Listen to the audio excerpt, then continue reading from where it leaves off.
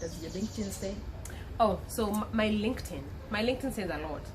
By the way, go update your LinkedIn first of all. Before you come back to this video, go and update your LinkedIn. Pause. Hello guys, welcome back to Chanda Chomba's channel. If this is your first time here, thank you for clicking on a video with her name on it. If you're a returning subscriber, asante sana. Asante sana means thank you so much in Kiswahili for being part of her amazing unboxed life journey. You see there I'm introducing I'm just here like I need to learn, like guys, I need to learn. So today, my name is Mikhala Barasa and I am here to speak Regular to you. guest. I'm a regular guest. Yeah. Co-host now. When she becomes famous, she'll forget about me. I'm not that. Founder of the channel. Of course, this channel. Anyway, so today we're speaking about careers. Yes. So we've talked about quite a number of things. Mikhala's been here 3 times. We've talked about fitness, relationships. Oh my god, that's so bad. Money. Today we're talking about career because she is an amazing lawyer, and I really want us to learn from her in terms of how her journey's been, how she balances everything, and so on. But yes, go ahead and introduce yourself, please. So my name is Mikhala Barasa. I am an advocate of the High Court of Kenya, otherwise known as a lawyer or an attorney in some jurisdictions. I am licensed to practice law in Kenya, some courts in Uganda, and some courts in Tanzania. Which is epic. It is. It really is. The Kenya School of Law here, the certification is really, it's really good. Because that makes sense that you can practice in East Africa because it's not that different. Exactly. So people come from Uganda to the Kenya School of Law to come and get their certification from here. Okay. So yeah, that's basically who I am. I have been an advocate of the High Court of Kenya for 6 years now. 7 years on December 4th. On my birthday! Yeah. Are you kidding? See, we were meant 7 years on December 4th. Currently I'm running my own legal practice, specializing in medical legal practice, commercial law, a bit of sports law, and corporate governance. Okay, so she didn't want to say this, but why the sports law? So the sports law is as a result of my passion for fitness. The Uber driver is calling. I'm not answering him. We are busy. Okay. So guys, we're back. But I want to apologize. We're filming from outside because the garden view was just too much to resist. It was. But the cushions. Yes, yeah. But there'll be a bit of background noise. Please forgive us just for today. Next time when you sponsor us, we buy microphones that are noise cancelling. We will do better. Sorry, go on. So you were saying 7 years this year. 7 years this year. I have. And then we're talking about sports law. So yeah, I do sports law. I got my sports law certification in 2020. And I like sports law because of my passion for fitness. I'm also a professional bodybuilder. I do bodybuilding as a hobby. And I'm quite good at it. I am quite good at it. She has trophies. I'm quite good at it. Not to brag, but I'm the current reigning Miss Kenya bodybuilding bikini. Hence my, brains, beauty, everything. We plug ourselves here. So yes. So I do sports law. Okay. So if there's a young person watching that wants to go into law, what's the first thing you'd say to them? Law school is not easy. I am not kidding. I kid you not. Law school is not easy. Yeah. I keep telling people that sitting for the bar exams is the hardest thing I've ever had to do in my life. Really? Yes. Harder than all that prep for bikini competition? Yes, it is hard. Because our bar exams were spread out in 9 days. Oh God. So collectively, I think I slept for a total of 4 or 5 hours. In 9 days? Yes. Okay. Collectively. So please, don't go in thinking it will be a walk It's not easy. Okay. It's really, like, if you're really serious about it, it's not easy. I remember when I was joining first year, I went to a university in Kenya called Moi University. When I was joining first year, there was this lecturer of ours who taught us a course called Contemporary Legal Issues. And she said, out of this class, there's only going to be 20 to 30 of you that are going to be in the first lot of admission to the bar. And out of course, of how many? We were like 500. And of course, we were like, 20 to 30 out of 500. It's a joke. Like, you don't know what you're talking about. So we went to, by the time we were graduating, the first lot of my graduation class, we were 130. Oh. So we went to Kenya School of Law. the first lot that got admitted with me, I got admitted in the first lot. Yeah. We were, I think, 22 or 27. We was from my first year class. From my first year class, we were like 27. You guys, I always wanted to be a lawyer. I'm now like, maybe it was never meant to be. So it's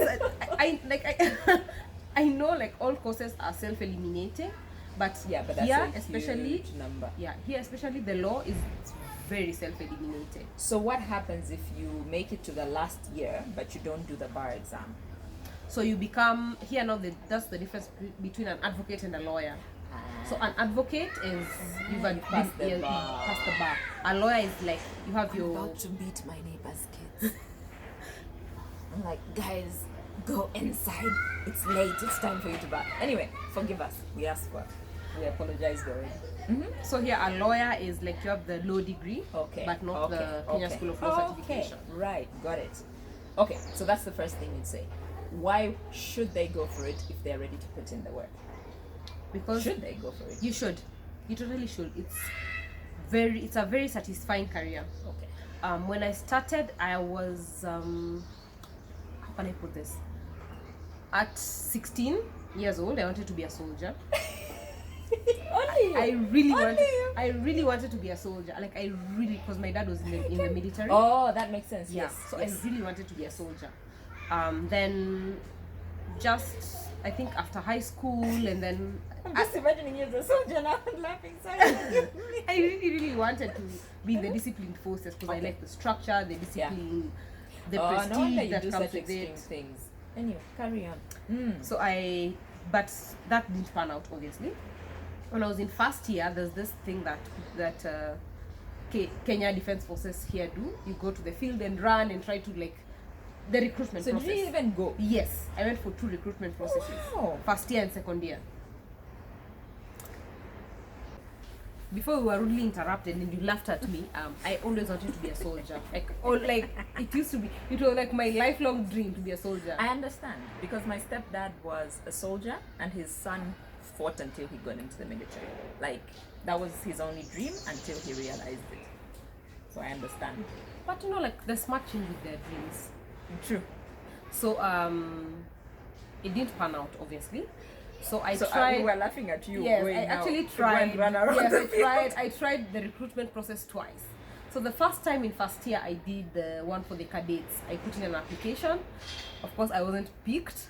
And then the second time, I don't know. I was just you looked hungry. Like I've just never been picked. Like it was fate. It was fate. Then in second year, again, I tried for the cadet. Okay. And then I wasn't picked, and then also that is now the time that I wanted to go and do like the field running thing, and my dad was like, no, you're not going to run, like no, you're either going in as a cadet or you're not going in. So by third year, my first year grades for law school are really bad, like really, because you're not even into it. I wasn't into it. Second year, third year really good because in second year, like I settled into it and I said, you know what, this is the path that my dad has chosen and my family has chosen, and I'm actually not bad at it. So let's do all the 9 years and finish it. So yeah, that's how now I graduated fourth year, and then immediately I graduated. Actually, a lot of people don't know this. My first job, I got my first job because the research I had done on banking was shared across to another lecturer. Then the lecturer it was shared to gave me a call and was like, come to my office on such and such a date, I'm going to give you a job because of the research that you did. Top tip, always put your best into everything. You don't know what opportunities will come out of it. Continue. So even like the last month of my what is it called? The last month of my school in law school, campus that is. The lecturer kept me on because there's some research he wanted me to do and add it to my thesis. That was not part of what I had been doing. Well, I did it anyway because it was conditional, like you will not graduate until you give me this research. Yes. I did. Yeah. But then at the end of the day, it got me a job. Yes. So that's how I got my first job. Okay. And then I worked through immediately after graduating. In fact, before graduating, I worked all through to graduation. Before I joined the Kenya School of Law, I still worked. Like I was on internship constantly. When I joined the Kenya School Guys, of Law, that's another top tip. Try and get as much in terms of experience as you can, even if it's volunteering, unpaid. It adds up to your work experience to the point where when your friends are saying 1 year of experience, you're saying I have 3 years 4 worth years. of experience. So yeah, sorry. So continue. I worked all through. Actually, I started working in second year. I did my judicial attachment. There's something called judicial attachment here. You go to court and you see how the cases are conducted. After that, I got an internship with a very small law firm in a very small town. So I did that in second year. I feel like I have to be pausing at everyone because she's dropping gems that I want to emphasize. That small law firm in a small town, a lot of us want to start from the top manager position. Do not despise humble beginnings, they say. Because I started my career working out of a living room of somebody who'd been my senior at school. Like, we didn't have an office. But yeah, continue. So I worked for the law firm in second year and in third year. And when I was leaving fourth year, he actually had an opportunity for me, but the Nairobi opportunity was bigger. Okay. So this lecturer says, you know what, come to Nairobi. I've seen your work. I know someone in your family also, so who has a very good work ethic. So come, let's figure it out. So I worked all through up to the time I was joining the Kenya School of Law. So joining the Kenya School of Law here is you join the Kenya School of Law 6 months, maybe a few months after finishing your law degree. Okay. So when I joined, I actually wanted to quit. I was like, Kenya School of Law is so hard. I want to quit. The boss was like, no. Join Kenya School of Law and still come to work. So I worked all through because our exams are in November. I was studying and I was working all the way to October. And I was not just studying and working. I was studying, I was working, and I was a class representative. So like I did the most. I did the most. You have to distinguish yourself. Exactly. And people used to say, I have one of my former boss's daughters says, when I met you, you look like you were saying and doing the most. I did not understand it.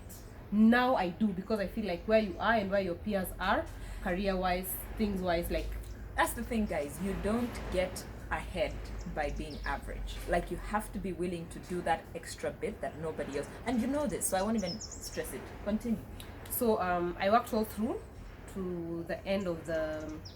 Up to October. The exams were in November, I think the exams were in November. So I worked all through to the beginning of October, took a month off, read for the exams, did the exams. The Monday after the exams, I was again back to work. Sounds like me.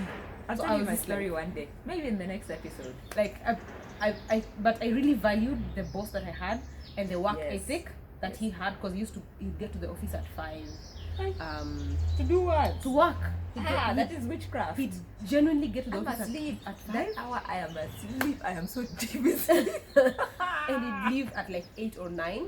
Like he used to be those people that he worked so hard and so much, and he was so meticulous and good at his job that you learned that I actually learned. You can't slack off. Yeah, you couldn't slack on him. So another thing that being a student leader really helped me with was passing my oral exams. Okay. Because by the time you're stepping in front of the lecturers, they already know who you are. So you are 10 steps ahead of everyone else. Guys, I'm going to do an episode on, I actually am doing it for my podcast, on how to be visible. Like, continue. You need to be visible, guys. In your workplace, in school, in whatever, you need to be visible if you have any aspiration of advancing and being a leader. But that's next week's episode. Continue. So the thing, I feel like just being a leader and being very decent at it really helped me with my orals, because you get there and everybody's like, you have to introduce yourself first. They're like, oh no, Miss Barasa, it's you, okay, carry on. Like the panel already knows who you are. Yes, you already set the groundwork. So if there's a 2 for introduction, you already have maybe a 4, because they know you, and then you introduce yourself, it's another 2 marks. And then they've related with you before, so they know your tone, they know your style of delivery, they know you as a person. And you've had experience speaking with them, so that adds to your confidence, because you're not speaking to a brand new, a brand new audience or panel. If there's someone new, maybe it's just one person. And I feel like that really helps with passing my oral exams. Tip, I feel like another pause for tip: take up volunteering opportunities. Please they will build you. Please do. And you know, by the way, leadership in school, let me just tell you, you'll get all the notes, you'll get all the handouts. See, she's thinking of all the benefits. Yes, and then you'll not slack for classes. And then because you have to be there. Yes, and if it's the lecturer marking your paper, and this is not even at favoritism or anything, but if it's your lecturer marking your paper and they know you and they know your number, how are they going to fail you? Yeah. Like, how are they going to fail you if they know you and they know the amount of effort you put? Yes. Okay. So yeah, that's a tip for you. So I was a student leader all through. Then after the Kenya School of Law, I went straight back to work. So where I got admitted to the bar, working for the same guy that I had been working with from my graduation. Okay. He increased my salary, gave me an associate position, and I worked with him for I think 2 more years. Then now I transitioned into insurance. Okay. Yeah. Okay. Now, the question I want to ask is, how do you balance your work, which is, and I'm all about this, like if you've seen my TEDx Lusaka talk from 2019, I talked about an unboxed life, which is living to your fullest. So you're a lawyer, advocate, doing all the things, but you're also a professional bikini bodybuilding competitor. How do you, first of all, no, not even how do you strike the balance. I want to understand, how do you get the courage to do that? Because it can't have been easy in terms of, yeah, go for it. She needs a sip of wine before answering this one. So, you know, when you're let's say you're doing the Spartan race, it's one day, it's one experience. Yes. It's 10 hours, you're done. Yes. That was me and my first bikini competition. It was Ah. 2-3 hours, I was done. In my head, I had not forecasted the consequence. So this is a Saturday, I have won a title, I am here with my medal, you know, like dancing and shaking. This is 2015 now. A year after I'd been admitted to the bar. And I come into the office on Monday and my boss is like, hey, we've seen some nice pictures of you. That's why I asked. So he calls me to his office and the most surprising conversation happens, Sila. He was not the youngest man. He's now maybe in his 50s or 60s. But he told me, you know, the person that sent me this picture is not a 6-year-old person. It's a 20-something-year-old person like you. What I'd tell you is, if you've decided this is what you want to do it like big and do properly. it. Yes, do it properly. Do it Top for tip. do it for longevity. Yeah. Be all in. Yes. He said, that is let important. this young man get used to seeing you in your bikini, and not just in your bikini. Let them get used to seeing you winning titles in that bikini. He said, I cannot get out and say this to you loudly. Yes. And over the rooftops because of my stature. Yes. But personally, if this is what you've decided to do, don't do it once. Men, we need more of this. We need more of this support. Because most bosses, male or female, will call you and they'll be like, vilify you, yes. Our firm, you see, you're a lawyer, you'll be going to court on our behalf. But I'm so glad that he did not fire me. He did not. He was very easy with it. On the outside, though, it looked like he had been very agitated with it. Yeah. But the one-on-one conversation I had with him, yes, he was just like, if this is what you've decided to do it and do it properly. big. And he said, the thing I know you did not foresee was the aftermath and the consequence. And it was, the backlash was really bad. Yeah. Because I was getting calls, From text who? messages, from the people in the legal profession. Facebook message, that time Facebook was really big. Yes. Facebook messages, texts, WhatsApp, like from everyone in the legal profession being like, oh, why are you doing this? It's disrespectful, it's a disgrace. It was so bad. I even got like a Facebook message from a magistrate telling me you need to drop this. Yes. No. I did. They don't have I'm work. not kidding you. They don't have work.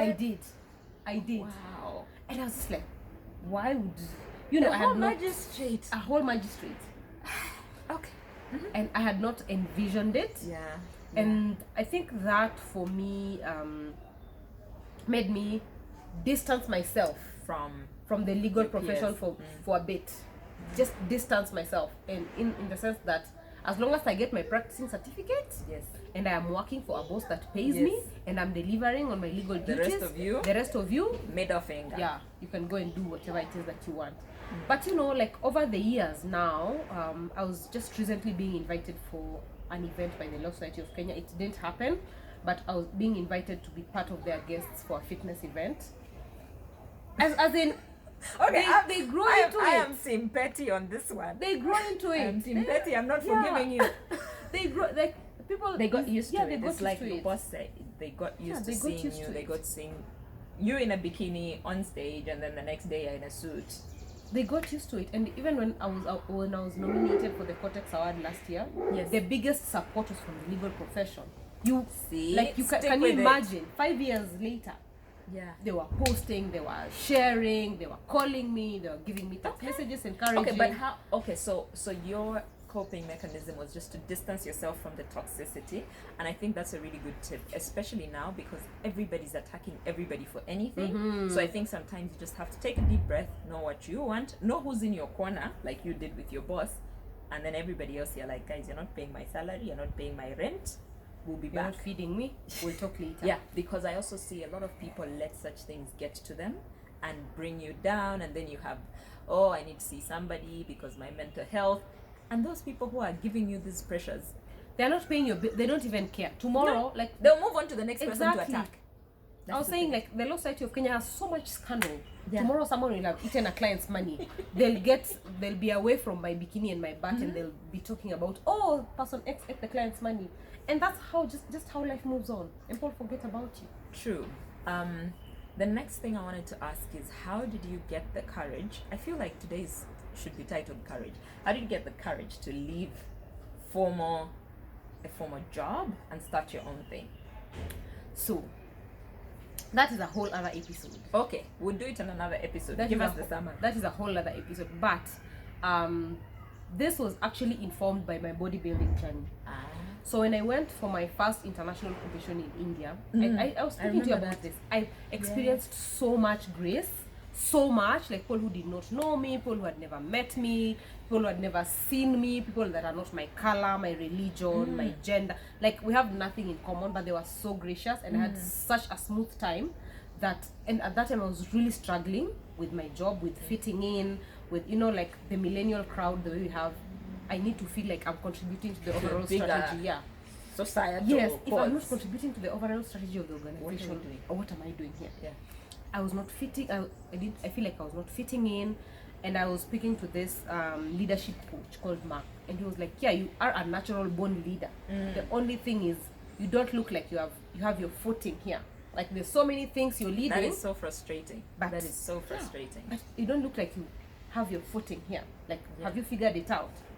And when I went to India and I experienced that much grace, I came back with the mindset that if I can experience this much grace where nobody knows me, surely there has to be some grace left for me where someone knows me. Like, there has to be something. Back home. Yeah, there has to be something back home. Okay. So I came back with the mindset that I was ready to leave. I was ready to leave. Okay. I had my plan in order. I knew. I want to say something, and this is what I said again in that TED talk, of you shouldn't see these things as separate. So I really like how your bodybuilding journey influenced your legal journey as well. A lot of people think you're a lawyer, you're a bodybuilder, it can't. They can't mix. It's all. You're one person. Yes, and it all really contributes to the other. I just feel like it adds a richness to life, like having the other thing that influences something else and so on. Sorry. What else do I want to learn from you? Okay, so then you left, started your own thing. And then Corona hit. Guys. And then I wished that I was still living with my mother. And that she was getting somebody else to worry about her salary. And I was like, but anyway, But we are here. here we are. We're not doing too badly. We'll do another episode on how, like, work during the pandemic with Mikhala and another friend of ours called Juliet. So we'll do another episode on that. If you've had any struggles, any issues, you feel like you can relate, let us know on Instagram. We'll link here.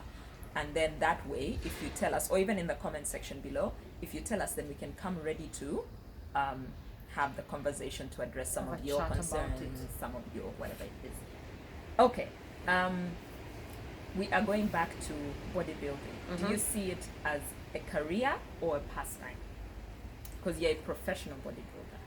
It's changed over the years. Okay. Now I feel like I can't even call it a career. It's part of who I am. Okay. It's part of how I identify now, and proudly so. proudly so. Like I'm actually Friend, very proud. Please go to our Instagram and tell me you wouldn't be proud of yourself. I am just like, yo. I feel like it's more than just a career. It's who I am now. Okay. I am a bodybuilder. I am a lawyer, and though you say they're not separate. Yeah. It's I keep saying this. I am a lawyer. I am a bodybuilder. I am a Sunday school teacher. Yes. I am a mentor. I am a mentee. I am a daughter. I am an auntie, and those things are not separate. Okay. Those things are not Yes. separate. They feed into each other. I truly believe that. Now, here's a question I get asked a lot. How do you prioritize? How do you keep focus when you have so many things that are happening? So there's something that my sisters and I share. Every morning, we know for sure my mother wakes up at 3 a.m. to pray for us. We know, like, Hey, it's guys, mother's guaranteed. prayer. It's guaranteed.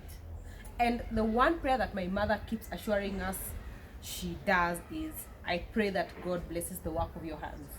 And my sisters and I say, it would be so unfortunate for me to just do one thing with my hands. After all that 3 Yes, a.m. business, well, like, guys, be serious. God has prayed that the work of my hands be blessed. It can't just be one thing. It can't just be two things. I'd rather be like that. my hands I've would never thought of rather that. be this full, God blessing everything in it, than just Then like just the one thing. limit that you've Yes. given yourself, the little box The little- of me, I'm a lawyer. And then that's what you focus on, and you forget all the other gifts that you have. So that's where we come from. Like that's I love that. That's I've the never place. thought of that. Yes, that's the place where we come from with our talents. Whenever we're ready to try something, I'd really want, my sisters are very camera shy, but I really want them to come and That would be, bring them. talk to us about Bring them. the concept of total support. And bring them. When are we having them? We'll talk. I don't We know. will We bring need to them. have We a will drag conversation. them here. You'll see them kicking and screaming, but we'll have a conversation with them. But also the other place that I draw my inspiration to do everything is the concept of total support. Yeah. My mother, when I was starting bodybuilding, was not very because she's a bishop, she's a pastor. Oh, is she? She is. I didn't know this. She is a pastor, so she wasn't very into Yeah, it. yeah, of course. She was a You're bit going to be in a skeptical. string bikini on stage. Exactly. Which mother? Even my mother, who's not a bishop, is having a few An words issue with there it. before she accepts it. Exactly. So, but she knew this is something that I love and I like doing. So she finds her way to support. She'll not come to the show, but she'll tell you, Yes. okay, tomorrow is your competition. I am praying for you. I am doing this, and I am like, and it's like that in our family. It And does usually not matter. that's all you need. It doesn't You don't matter. need them. Like when you actually don't want her there. I So know. like when Now I know. was taking part in some beauty contests, you know those ones in college, miss this, miss that. My dad would basically be like, I can't come because if I come, I'll make you uncomfortable. So all the best.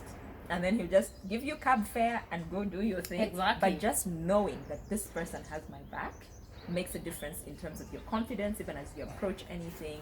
So guys, those of you who have siblings, children, whatnot, have their backs. Even Learn your to give friends. support. Yes, Learn even if to you give don't support. understand what the person is doing, as long as they're not murdering somebody or It's not destroying criminal, somebody's yes. life, I think even if you personally don't understand it, you have to be There's a way you the can grace, support. the grace that you Yes, talked the about. grace.